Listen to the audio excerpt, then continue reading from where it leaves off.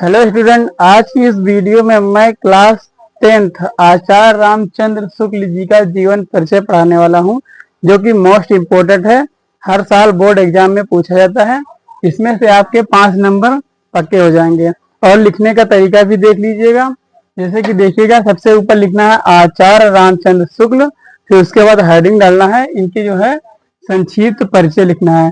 तो संक्षिप्त परिचय में लिखना है, सबसे पहले नाम लिखना है, नाम आचार्य रामचंद्र शुक्ल, फिर उसके बाद जन्म 1884 ईस्वी, फिर जन्म स्थान बस्ती जिले के अगोना नामक ग्राम, फिर पिता का नाम, इनके पिता का नाम क्या है, चंद्रबली शुक्ल, और मृत्यु वर्ष 1941 ईस्वी। इतना लिखने के बाद उसके बाद हेडिंग डालेंगे जीवन परिचय। अब देखिएगा जीवन परिचय। जीवन परिचय में क्या लिखना है, इसमें ज्यादा नहीं लिखना है।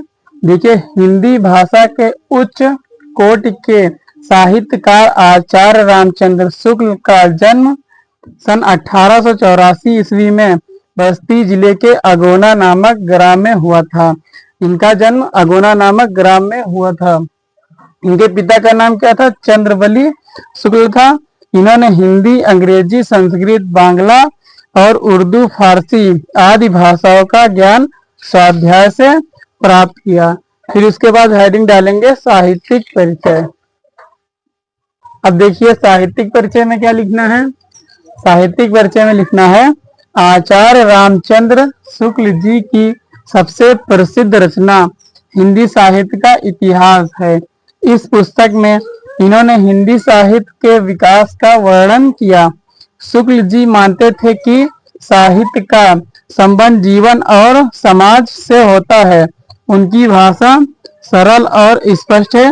हिंदी साहित्य में उनके योगदान के कारण उन्हें महान आलोचक कहा जाता है।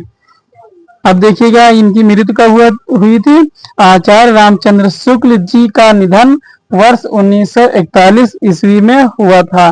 बस इसके बाद इनकी कुछ रचनाएं लिख देंगे। तो चलिए अब इनकी रचनाएं लिखते हैं। अब देखिएगा रचनाएं। आचार्य रामचंद्र शुक्ल जी की प्रमुख रचनाएं निम्न है, जिसमें से पहला है हिंदी साहित्य का इतिहास, फिर दूसरा है चिंतामणि, तीसरा कहानी, फिर चौथा है त्रिवेणी और पांचवा है सूरदास। अगर आप लोग इस तरह बोर्ड एग्जाम में लिखेंगे तो बोर्ड एग्जाम में पूरे नंबर मिलेंगे, एक भी नंबर नहीं कटेंगे। तो चलिए अब मिलते हैं नेक्स्ट वीडियो में।